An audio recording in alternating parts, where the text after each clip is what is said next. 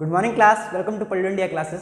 तो आज हम देखेंगे स्ट्रक्चर ऑफ एटम में डिस्कवरी कि एटम की डिस्कवरी आखिर कैसे हुई, कैसे कैसे हमें स्ट्रक्चर के बारे में पता चला।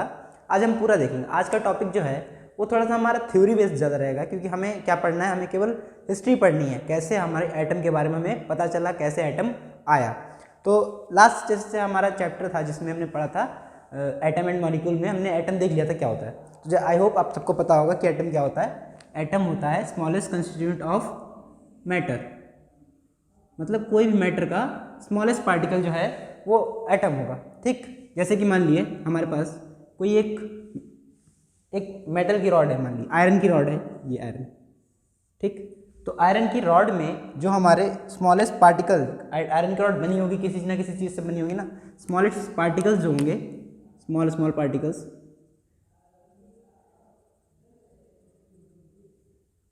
ये हमारे क्या होंगे, इसके अंदर ऐसे पूरे में स्मॉलेस्ट पार्टिकल हैं, इनको हम एटम बोलते हैं। ये चीज़ हम पढ़ चुके थे। ये चीज़ हमें किसने बताई? ये चीज़ हमें डाल्टन ने बताई। डाल्टन ने हमें क्या बताया? डाल्टन ने बताया कि जो भी मैटर है वो एटम से मिलके बना होगा। हर मैटर में कोई एटम होंगे, विदाउट एटम के मैटर नहीं बन सकता। ठीक, ये चीज़ पता चल गई। अब इन एटम को डाल्टन ने ऐसा बोला था कि ये इनडिस्टिंग्विशेबल पार्टिकल है, मतलब इनको हम एक तो डिवाइड नहीं कर सकते।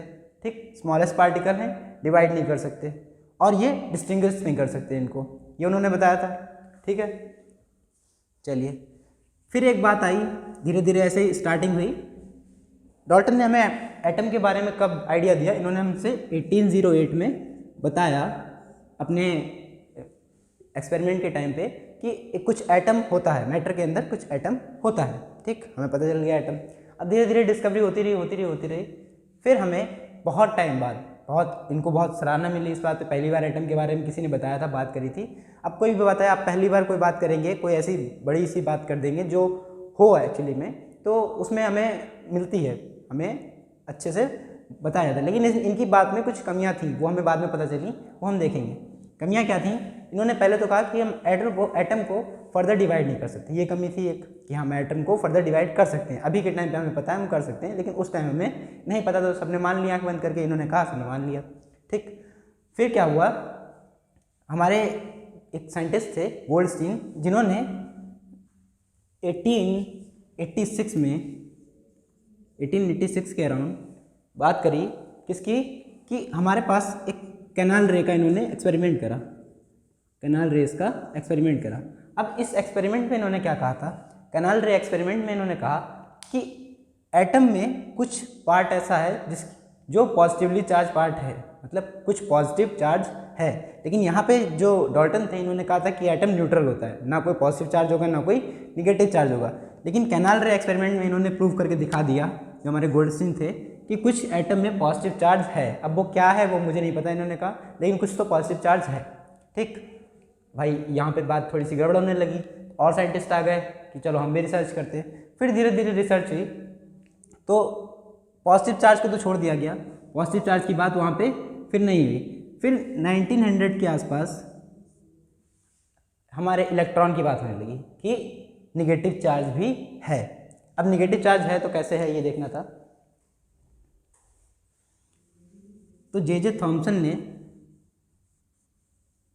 थॉमसन ने पहली बार निगेटिव चार्ज के बारे में बताया कि एटम के अंदर निगेटिव चार्ज भी होता है। तो हमें ये पता चल गया था इस टाइम तक, जे थॉमसन के टाइम तक, कि एटम के अंदर क्या क्या होता है। एक एटम के अंदर गोल्डस्टीन ने बता दिया था पॉजिटिव चार्ज है, और जे थॉमसन ने बता दिया था निगेटिव चार्ज है। ठीक, इलेक्ट्रॉन बताया जे थॉमसन ने। किसने बताया? जे थॉमसन ने। थॉमसन ने हमें इलेक्ट्रॉन के बारे में बता दिया था कि हाँ इलेक्ट्रॉन होता है, जो कि निगेटिवली चार्ज है। यहाँ पे एक बना लिया सर। फिर हमें प्रोटॉन के बारे में पता चला कि निगेटिव चार्ज है, तो भाई प्रोटॉन पॉजिटिव चार्ज भी है उसके अंदर। प्रोटॉन के बारे में किसने बताया? हमें रदरफोर्ड ने बताया।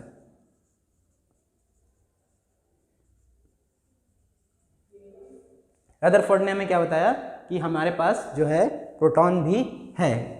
लेकिन देखिए, जो पहली बार बताया गया था जो कैनाल रेस के बारे में बात करी गई थी वो बात करी थी गोल्डस्टीन के द्वारा, लेकिन जो प्रोटॉन नाम दिया है या फिर जो डिस्कवरी प्रोटॉन की एक्चुअली में हुई है वो रदरफोर्ड के द्वारा हुई है। ठीक है, तो मतलब आपकी बुक में गोल्डस्टीन भी दे सकते हैं कि पहली बार जो बात करी गई है वो गोल्डस्टीन ने करी है प्रोटॉन की, यानी पॉजिटिव चार्ज की, लेकिन जो प्रोटॉन की एक्चुअल डिस्कवरी है वो किसने करी है, रदरफोर्ड ने करी है। ठीक, चलिए इस बात को हम मान गए। अभी यहाँ तक सिर्फ हमारे पास इलेक्ट्रॉन प्रोटॉन थे।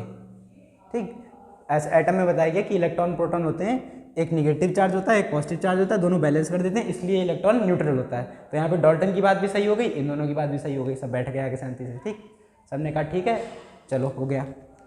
अब हम देखते हैं कि यहाँ पे जब इलेक्ट्रॉन प्रोटॉन की बात हो चुकी है तो इसका अरेंजमेंट कैसा होगा। साइंटिस्ट ने सोचा कि हम इनको कैसे अरेंज करें, एक एटम के अंदर क्या शेप होता होगा एटम का कि ये निगेटिव पॉजिटिव बैलेंस होकर रहते होंगे। अब ये बात सोचने वाली थी, क्योंकि जब दो निगेटिव और पॉजिटिव एक ही घर में दो लोग रह रहे हैं, एक निगेटिव है एक पॉजिटिव है, तो वो दोनों बैलेंस बना के रहें, ऐसा कैसे बनना, उन दोनों में लड़ाइयाँ क्यों नहीं हो रही, दोनों आपस में कोलैब क्यों नहीं हो जा रहे। ये बात सोचने वाली थी ना कि निगेटिव पॉजिटिव है, दोनों चिपक क्यों नहीं जा रहे आपस में। तो यहाँ पे बहुत से साइंटिस्ट ऐसे आए जिन्होंने ये बात कोशिश करी कि हम इसको सॉल्व करें, हम इसका स्ट्रक्चर बता सकें। ठीक, तो यहीं से हमारे पास आ जाते हैं जो हमारे एटॉमिक स्ट्रक्चर के मॉडल हैं उनकी बात करने लगते हैं। ठीक है, तो पहले तो मैं बता देता हूँ आपको इलेक्ट्रॉन के ऊपर चार्ज क्या होता है और प्रोटॉन के ऊपर चार्ज क्या होता है। देखिए, क्योंकि दोनों चार्ज बैलेंस करते हैं एक दूसरे को, तो इक्वल एंड अपोजिट चार्ज होंगे, यानी इसके ऊपर जो चार्ज है वो पॉजिटिव चार्ज इसके ऊपर होगा, ये निगेटिव चार्ज है और वो पॉजिटिव चार्ज होगा। तो जो इलेक्ट्रॉन के ऊपर चार्ज है हमारा -1.6 इंटू 10⁻⁻19 कोलाम का ये चार्ज है, -1.6 इंटू 10⁻⁻19 कोलाम का। और जो प्रोटॉन के ऊपर चार्ज है वो हमारा पॉजिटिव 1.6 इंटू 10⁻⁻19 का कोलाम का चार्ज।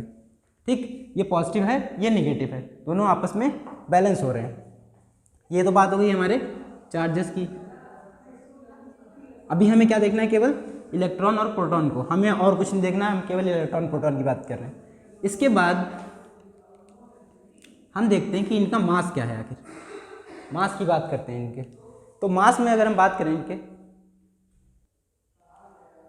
तो मास की अगर हम बात करें, मास हम देखेंगे, मास जो है हमारा 1.67 इंटू 10⁻⁻27 kg, ये हमारा ये हमारा नीचे प्रोटॉन का मास 1.67 10⁻⁻27 kg, ये तो मास हो गया हमारा प्रोटॉन का मास। ठीक, अब दिख रहा है आपको वीडियो में, ठीक है, जो वो केजी में लिखा हुआ है 1.67 इंटू 10⁻⁻27 kg। अब हम देखते हैं कि प्रोटॉन का मास हमें पता चल गया इतना है। ठीक है, प्रोटॉन का मास जितना है 1.67 इंटू 10⁻⁻27 kg, इसी मास को हम क्या बोलते हैं 1 AMU, एटॉमिक मास यूनिट। ये बात इंपॉर्टेंट है, इसको लिख लिए 1 AMU, एटॉमिक मास यूनिट। ये मास जो है हमारा किसके इक्वल होता है 1 AMU के इक्वल, 1.67 इंटू 10⁻⁻27 kg 1 AMU इसके इक्वल होता है। ठीक है, अभी ये भी चीज़ रिलेट करेंगे आप आगे कि हम एटॉमिक मास कैसे निकालेंगे इसकी हेल्प से। ठीक, ये तो प्रोटॉन की मास की बात हो गई। अब अगर हम इलेक्ट्रॉन का मास देखें तो इलेक्ट्रॉन का मास बहुत कम होता है, इलेक्ट्रॉन का मास बहुत कम होता है। ठीक है, तो इलेक्ट्रॉन का मास कम क्यों होता है ये भी चीज़ हमें जाननी है। जैसे मान लिए क्या हुआ, पहले हमारे एटम की डिस्कवरी हो चुकी थी, एटम की डिस्कवरी होने के बाद क्या हुआ, साइंटिस्ट जो थे वो इस चीज़ में लगे हुए थे कि अब एटम से तो छोटा कुछ होता नहीं है, लेकिन कई बार देखा जाता था कि चीज़ें जब रब होती हैं आपस में तो कुछ चार्ज ट्रांसफ़र होता था, चार्ज ट्रांसफ़र होता था। जैसे कि अगर मैं एग्जांपल लूँ तो आपने वो देखा होगा, वाला एक्सपेरिमेंट करा होगा कंघे वाला, आप कंघा अपने बालों में ऐसे करते हैं, उसके उस पर पेपर रख के चिपका के देखिएगा। अगर आपके पास कॉम्ब हो तो आप पेपर से चिपका के देखिएगा, स्मॉल पार्टिकल्स पेपर के कर लिएगा, उसके बाद पेपर से चिपका के देखिएगा। अगर आप एक सेकंड रुकें तो मैं आपको करके दिखाता हूँ। देखिए, जैसे ये मेरे पास मार्कर है, ठीक है, अब इस मार्कर को मैंने ऐसे रब किया बालों में, आप कॉम से करिएगा तो आपको अच्छे से दिखेगा, घर पे करके देख लीजिए, इसको कोई दिक्कत नहीं। आप ऐसे करेंगे तो ये जो हमारे पेपर्स हैं ये हल्के हल्के देखिए ऊपर के लिए उठ रहे हैं, हल्के हल्के। तो ये क्यों उठ रहे हैं ऊपर के लिए, क्योंकि यहाँ पर से कोई चार्ज तो यहाँ पर से मेरे बालों से कोई मैट्रिक्स में गया नहीं गया, कुछ तो ऐसा ट्रांसफर हुआ जिसकी वजह से इसके अंदर अब ये प्रॉपर्टी आ गई कि ये अपनी तरफ पेपर्स को खींचने लगा, पेपर्स इसकी तरफ उठने लगे धीरे धीरे, हल्के से पास ले जाएंगे आप तो आपको उठते हुए दिखेंगे। वीडियो में शायद नहीं दिख पा रहे हूँ आपको, लेकिन आपको दिखेंगे हल्के ऊपर, घर पे कर लीजिएगा इसको। तो इससे हमें ये पता चलता है कि जो चार्ज था वो ट्रांसफ़र हो रहा है, कुछ चार्ज तो ट्रांसफ़र हो रहा है, मतलब एटम से भी कोई छोटी चीज़ थी जो कि ट्रांसफ़र हो रही थी। इसीलिए जे थॉमसन ने इलेक्ट्रॉन की डिस्कवरी करी। उन्होंने कहा कि एटम से छोटी चीज़ इलेक्ट्रॉन है जो कि ट्रांसफ़र हो रही है। जब हम बालों से रब कर रहे हैं किसी चीज़ को तब वो ट्रांसफ़र हो रहा है, यानी एटम से छोटी चीज़ है। तो थॉमसन ने यहाँ पे बता दिया था। रदरफोर्ड ने फिर प्रोटॉन की डिस्कवरी कर दी थी। प्रोटॉन की डिस्कवरी भी हम देख चुके थे कि उन्होंने कैसे करी है, कैनाल रेस के थ्रू। गोल्डस्टीन ने एक्सपेरिमेंट जो करा था उसी को आगे फर्दर उन्होंने बढ़ाया और कैथोड रे की कैनाल रेस से हमारा प्रोटॉन को डिस्कवर करा। ठीक, ये तो बात हो गई हमारे इसकी। अब हम मास की, अगर इलेक्ट्रॉन के मास की बात करें तो देखते हैं जब हम रब कर रहे होते हैं बालों में ये आप कॉम को, तब आप देखते हैं कि केवल इलेक्ट्रॉन क्यों ट्रांसफर हो रहे हैं, प्रोटॉन क्यों नहीं ट्रांसफर हो रहे हैं। ये चीज़ आपने कभी सोची? क्योंकि इलेक्ट्रॉन का जो मास होता है वो हमारा प्रोटॉन की कंपैरिजन में बहुत कम होता है, बहुत ज़्यादा ही कम होता है। इलेक्ट्रॉन का जो मास होता है वो होता है 9.1 × 10⁻31 kg। अब आप देख सकते हैं यहाँ पे कितने डिजिट का फर्क आ रहा है, 4, यानी -31। अब -31 का तो मतलब समझते हैं ना आप लोग कि देखिए -31 का मतलब समझते हैं ना, जैसे मान लिए 10⁻30 अपॉन इधर 10⁻27, इसमें से बड़ा कौन सा है, कौन सा बड़ा है, ये वाला बड़ा है 1/10⁻27 1/10⁻30, इनमें से बड़ा कौन सा, ये वाला। माइनस का मतलब 1 अपॉन में चली जाती पावर, बड़ा कौन सा है, ये वाला जिसकी पावर कम है, जिसकी, हाँ ठीक है। चलिए अब देखते हैं कि हमने देखा यहाँ पे जो प्रोटॉन का मास है हमारा वो इलेक्ट्रॉन की कंपैरिजन में 10 गुना ज़्यादा है। कितना ज़्यादा है, 10 नहीं 2000 टाइम्स ज़्यादा है, अप्रॉक्स 2000 टाइम्स ज़्यादा था। ठीक, अब इतने मास का अगर निग्लिजिबल, अगर आपके सामने दो चीज़ें हों, एक का वजन 2000 किलो हो और एक का वजन 1 किलो हो, और आप कहें दोनों को ऐड करके रख दें, तो आप क्या बोलेंगे, 2001 किलो। आप ये भी तो बोल सकते हैं कि इनका वजन 2000 किलो है, अप्रॉक्स बता देंगे ना कि 2000 किलो है। ठीक है, चीज़ें इतनी बड़ी चीज़ के सामने छोटी चीज़ को तो निगलेक्ट करा जाता है ना। वही चीज़ है, अगर आप जैसे कोई बहुत बड़ी चीज़ है आपके पास और उसके साथ छोटी सी एक चीज़ है तो उसको निगलेक्ट कर देते हैं, यानी इलेक्ट्रॉन के मास को हम निगलेक्ट कर देते हैं, एटम में काउंट ही नहीं करते हैं कि ठीक है इलेक्ट्रॉन तो ऐसे ही है, ये इधर उधर घूमता रहता है। तो इसीलिए जब हम रब कर रहे थे बालों पे, कंघा रब कर रहे थे या कॉम रब कर रहे थे आप कह रहे, तो उसी कॉम में क्या हुआ, जो इलेक्ट्रॉन थे हमारे हेयर से वो जंप करके कहाँ आ गए, कंघे के ऊपर आ गए। इसी वजह से उसमें निगेटिव चार्ज आ गया। जब हमने पेपर से उसको ऐसे टच करा तो हल्का हल्का वो उठने लगते हैं क्योंकि उनके अंदर चार्ज आ जाता है। ये चीज़ समझ गए, चार्ज आने की वजह से। चलिए चार्ज कैसे आ रहा है, क्योंकि इलेक्ट्रॉन का ट्रांसफ़र हो रहा है। चलिए ये चीज़ देख ली। अब हम बात करेंगे, इसको हटा दिए पहले। अब हम बात करेंगे जो हमारे मॉडल्स थे उनकी, कि भाई हमें इलेक्ट्रॉन प्रोटॉन के बारे में पता चल चुका है 1900 में, इलेक्ट्रॉन प्रोटॉन के बारे में हमें पता चल चुका था 1900 में। तो थॉमसन थे, जे थॉमसन, जिन्होंने इलेक्ट्रॉन की खोज करी, अब वही सोच रहे थे कि यार कैसे अरेंज करा जाए कि हमारा एटम जो है बैलेंस हो जाए एकदम। तो उन्होंने क्या करा, इन्होंने कहा, ये एक दिन मार्केट गए, ठीक है, जे थॉमसन गए मार्केट में इन्होंने देखा तरबूज को, ठीक, तरबूज को देखा, तरबूज को देखते ही इनके दिमाग में एक ख्याल आया। ख्याल क्या आया, ख्याल ये आया, sorry, atomic model of an atom. ख्याल क्या आया इनके मन में कि भाई तरबूज जो है उसके अंदर जो सीड्स होते हैं, ठीक, क्या वो सीड्स जो हैं वो इलेक्ट्रॉन की तरह रह सकते हैं एक एटम में। इनके मन में आया कि एक तरबूज है, ठीक, गोल गोल सा तरबूज है, तरबूज के अंदर जो रेड वाला पार्ट होता है जिसको हम खाते हैं, वो वाला पार्ट क्या है, वो हमारा प्रोटॉन है। जो रेड वाला पार्ट होता है पूरे तरबूज का, वो क्या है, हमारा प्रोटॉन है। ये रेड वाला पार्ट, ठीक, ये क्या है हमारा, ये प्रोटॉन्स थे, ये पॉजिटिव चार्ज थे, प्रोटॉन, पॉजिटिवली चार्ज प्रोटॉन है, ठीक। फिर इन्होंने कहा कि इसके अंदर छोटे छोटे इलेक्ट्रॉन दबे होंगे, जैसे कि सीड्स होते हैं तरबूज के अंदर, सीट्स होते हैं वैसे छोटे छोटे इलेक्ट्रॉन अंदर होंगे, कुछ ऐसा एटम दिखना चाहिए।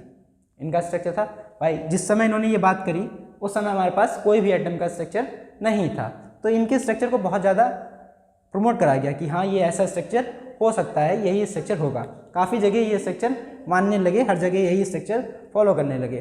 फिर कुछ दिन बाद क्या हुआ, एक साइंटिस्ट दूसरे आए, रदरफोर्ड, उन्होंने कहा कि ऐसा नहीं होगा। फिर उन्होंने एक वैलिड, अब साइंस में कोई भी चीज़ अगर आपको गलत प्रूफ करनी है तो आपके पास प्रॉपर एक्सपेरिमेंट होना चाहिए, ठीक है, आपको प्रॉपर उसको प्रूव करना होगा तभी लोग उसको मानेंगे।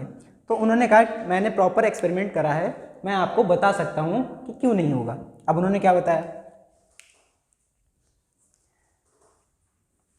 ये देख लेते हैं, रदरफोर्ड ने क्या बताया।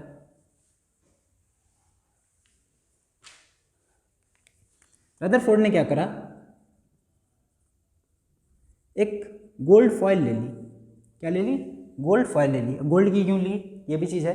गोल्ड फॉइल इसलिए ली इन्होंने क्योंकि गोल्ड जो होता है वो बहुत ही ज़्यादा पतला थिन शीट में कन्वर्ट किया जा सकता है, इसीलिए गोल्ड की फॉइल ली और उसको एक पतली सी थिन शीट में कवर कर दिया।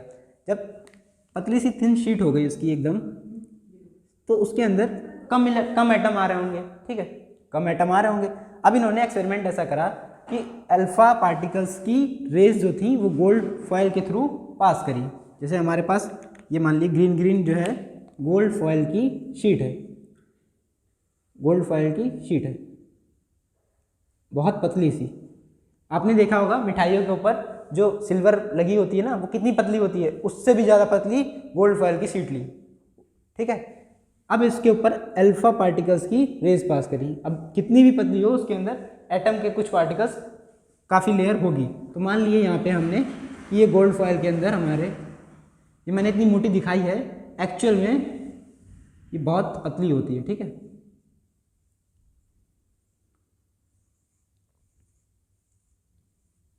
गोल्ड फॉइल को हमने सीधा सीधा पकड़ लिया है, लंबा लंबा ऐसे थिन शीट थी, ऐसे पकड़ लिया। अब इसके ऊपर हम अल्फा पार्टिकल्स डालेंगे, ठीक। ये थी हमारी अल्फा पार्टिकल्स। क्या होते हैं पहले हम ये भी देख लेते हैं कि अल्फा पार्टिकल्स की रेस तो डाली इन्होंने, लेकिन अल्फा पार्टिकल्स क्या होते हैं। अल्फा पार्टिकल्स होते हैं हमारे हीलियम एटम। कैसे? Ionised helium atom. अब इन्होंने आयोनाइज्ड हीलियम एटम ही क्यों लिया, क्योंकि हीलियम एटम के अंदर जब आप, हीलियम का एटॉमिक नंबर कितना होता है? 4, सॉरी हीलियम का एटॉमिक नंबर होता है 2, उसके अंदर एटॉमिक मास कितना होता है? 4। यानी हम कह सकते हैं कि हीलियम जो है उसके अंदर 2 इलेक्ट्रॉन है। ये बात तो हम अभी कह रहे हैं ना, 2 इलेक्ट्रॉन है 2 प्रोटॉन है। तो 2 इलेक्ट्रॉन जब निकल जाएंगे तो उसके अंदर क्या रह जाएगा? केवल 2 प्रोटॉन। इन्होंने आयोनाइज्ड हीलियम लिया, मतलब 2+, He के ऊपर 2+, यानी इसके ऊपर इलेक्ट्रॉन इसके निकल चुके हैं। इसके अंदर क्या है? केवल पॉजिटिव चार्ज अब बचा है। क्या बचा है? केवल पॉजिटिव चार्ज बचा है। तो हम अल्फा पार्टिकल्स की रेस जो है यहाँ पे केवल एक चार्ज शो करेंगे, यानी ये पॉजिटिवली चार्ज होंगी, ठीक। अब इन्होंने, आप कह सकते हैं, पूछ सकते हैं ये चीज़ कि सर इन्होंने नॉर्मल वाली हीलियम क्यों नहीं ली? इसलिए नहीं ली, अगर कोई चीज़ न्यूट्रल रेस डालेंगे, ठीक है, जिसके अंदर पॉजिटिव चार्ज भी है नेगेटिव चार्ज भी है, तो वो डिफ्लेक्ट कैसे करेगी? आदमी दूर तो तभी भागेगा जब पॉजिटिव और निगेटिव चार्ज कुछ आ रहा होगा। जैसे मान ली पॉजिटिव अट्रैक्ट कर दे, पॉजिटिव रिपल करेंगे, ऑपोजिट चार्ज अट्रैक्ट कर लेंगे एक दूसरे को, ठीक है। तो यहाँ पे मान ली एक पॉजिटिव चार्ज है और इधर से न्यूट्रल चार्ज आ रहा है, तो उस पर कोई फर्क पड़ेगा नहीं, वो तो सीधा निकल जाएगा। वो कहेगा हमें क्या मतलब, पॉजिटिव और निगेटिव हो, हम सीधा निकल जाएंगे क्योंकि हम तो न्यूट्रल आदमी हैं। लेकिन अगर वही यहाँ से भी पॉजिटिव आदमी आ रहा है तो दोनों एक दूसरे से टकरा के दूर दूर चले जाएंगे, ठीक है। ये चीज़ आप समझ रहे हैं? दोनों क्या करेंगे? दूर दूर चले जाएंगे, ठीक है। चलिए, तो यहाँ पे क्या हुआ,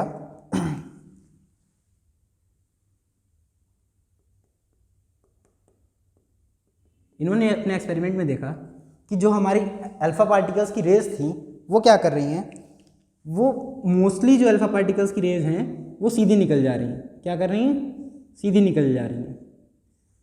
अब यहाँ पे इनकी दिमाग की बत्ती जल गई। इन्होंने कहा कि जिस तरह से हमारे थॉमसन भैया ने मॉडल दिया था, बोला था कि एटम का स्ट्रक्चर कुछ ऐसा होगा जिसमें मोस्टली पॉजिटिव चार्ज होगा, इलेक्ट्रॉन अंदर कुछ रहेंगे, बाकी सब पॉजिटिव चार्ज होगा, ठीक है।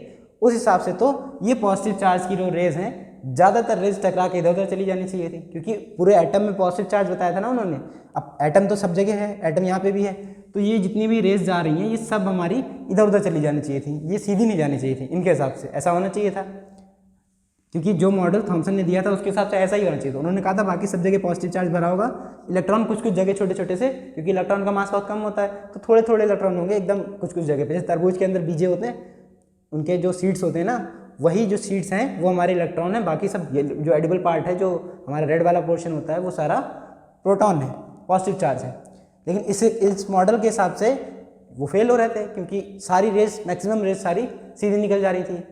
ठीक, इन्होंने ऑब्जर्व क्या चीज़ करी, ऑब्जर्व ये चीज़ करी कि बहुत कम रेस जो थी वो डिफ्लेक्ट हो रही थी, बहुत कम रेस जो थी वो डिफ्लेक्ट हो रही थी, बहुत कम रेस। ठीक, ये चीज़ इनके मॉडल में दिखी कि जब 10,000 रेस फेंक रहे थे तो मान के चलिए 10-12 रेस केवल ऐसी थी जो डिफ्लेक्ट हो रही थी। ठीक, ये मैं एक नंबर बता रहा हूँ, ऐसा कुछ था नहीं एग्जैक्टली नंबर, ऐसा मैं एग्जांपल लेके नंबर बता रहा हूँ। ठीक है, तो इन्होंने देखा कि भाई ये यहाँ पे तो गड़बड़ है। एक एक्सपेरिमेंटल डाटा भी है कि 12,000 रेज में से केवल एक रेज ऐसी थी, एक रे ऐसी थी जो वापस, मतलब जहाँ से जा रही थी वहाँ से वापस रिफ्लेक्ट होके आ रही थी, बाकी रेज सारी सीधी निकल जा रही थी। अब ये चीज़ आपको पता होनी चाहिए, क्योंकि हमने कैनाल रे वाला एक्सपेरिमेंट पढ़ा है, तो उसमें हमें पता होनी चाहिए कि कैसे निकल रही थी ये चीज़। अब ये चीज़ इन्होंने देखी कि एक रेस जो है वो वापस आ रही है, बाकी 12,000 में से सब रेस सीधी निकल जा रही हैं और कुछ रेस रिफ्लेक्ट हो जा रही हैं थोड़ी बहुत। तो इससे इन्होंने इस बात का कंक्लूजन करा कि भाई एटम का जितना भी पोर्शन है उसमें ज़्यादातर पार्ट तो खाली है, क्योंकि जो रेज हैं उनके सीधे निकलने का मतलब ही ये दिखाई पड़ रहा है हमें कि ज़्यादातर पार्ट इनका खाली है, कुछ ही पार्ट है जिसमें यहाँ पे कुछ चार्ज है। ठीक है, ये चीज़ हमें पता चल गई। अब हम देखते हैं कि इन्होंने जो एटम का मॉडल दिया उसमें क्या होता है। इन्होंने बताया, इसी वजह से इन्होंने मॉडल बताया कि जो एटम का, जो हमारे एक एटम होता है उसका जो मोस्टली पार्ट है वो एक जगह सेंटर पे होगा, मोस्ट मास जितना है वो एक सेंटर पे साइड करेगा, और हमारा साइड में क्या रहेंगे, उसके इलेक्ट्रॉन्स रहेंगे। साइड में क्या रहेंगे, इलेक्ट्रॉन्स रहेंगे, चारों तरफ इलेक्ट्रॉन गोल गोल घूमेंगे, ऐसा बताया इन्होंने। बाकी सारा पार्ट खाली है, बीच में सेंटर में मास है, पूरे सेंटर में एकदम मास है, जिसको हम न्यूक्लियस बोलते हैं। क्या बोलते हैं इसको हम? न्यूक्लियस बोलते हैं, न्यूक्लियस ऑफ एटम। और साइड में क्या है, इलेक्ट्रॉन गोल गोल घूम रहे हैं। ये बात इन्होंने कही रदरफोर्ड ने, तो भाई सही हो गई। अब कुछ साइंटिस्ट ऐसे थे उसमें से जिन्होंने इनके सामने क्वेश्चन ला के रख दिया। क्वेश्चन क्या था, इन्होंने जब कहा कि इलेक्ट्रॉन जब चारों तरफ घूम रहे हैं, यानी इलेक्ट्रॉन का कुछ ना कुछ एक्सेलरेशन है, जब एक्सेलरेशन होगा चीज़ों का तब ये एनर्जी रेडिएट करेंगे। देखिए, जब एक्सेलरेशन होता है तब एनर्जी लूज़ होती है, ये चीज़ पता थी हमें, फिजिक्स में भी पढ़ चुके हैं आप ये चीज़ कि एक्सेलरेशन में एनर्जी लूज़ होगी। जब एनर्जी लूज़ होगी इलेक्ट्रॉन की, तो एक ना एक टाइम के बाद इलेक्ट्रॉन घूमते घूमते घूमते घूमते घूमते घूमते न्यूक्लियस पे आके गिर जाएंगे। ये चीज़ इन्होंने बताई थी, न्यूक्लियस पे आके गिर जाएंगे। तो भाई जब ऐसे में इलेक्ट्रॉन आके न्यूक्लियस पे गिर जाएगा घूमते घूमते, तो एटम डिस्ट्रॉय नहीं हो जाएगा, खत्म हो जाएगा, स्टेबिलिटी नहीं कर पा रही है। तो ये भी मॉडल इनका फेल होने लगा। लोगों ने जब क्वेश्चन अराइज करा तो रदरफोर्ड जवाब नहीं दे पाया इसका। रदरफोर्ड ने कहा मेरे पास इसका जवाब नहीं है। फिर इसके बाद एक साइंटिस्ट आए, बोहर, नील बोहर, जिन्होंने एक मॉडल दिया एटम का, जो कि बहुत ही अच्छा मॉडल था। उन्होंने क्या कहा कि जो इलेक्ट्रॉन्स हैं वो रिवॉल्व करेंगे एक एनर्जी लेवल पे। एनर्जी लेवल की बात करी कि एक उनकी ऑर्बिट होगी, न्यूक्लियस बीच में होगा, एक ऑर्बिट होगी, फिक्स ऑर्बिट, वो उसी के अराउंड रिवॉल्व करेंगे। और उनकी जो एनर्जी है वो उस मतलब उस टाइम पे जब वो रिवॉल्व कर रहे होंगे तब बिल्कुल एनर्जी रेडिएट नहीं निकल नहीं रही होगी, एनर्जी बिल्कुल नहीं निकलेगी जब वो उस ऑर्बिट में रहेंगे। जैसे उनकी एक ऑर्बिट है, तो उन्होंने 4 ऑर्बिट दी। पहली थी KLMN, चारों, ठीक, एक का नाम दिया KLMN। इनको हम ऑर्बिट को शेल्स भी बोलते हैं। ठीक, हर एटम में शेल होगी, एक ऑर्बिट होगी, जिस ऑर्बिट के अंदर इलेक्ट्रॉन रिवॉल्व करेगा। अब जब उस ऑर्बिट में एटम रहेगा, इलेक्ट्रॉन रहेगा, तब इलेक्ट्रॉन एनर्जी नहीं रेडिएट करेगा। तो ये बात हमारी नील बोहर ने कही थी।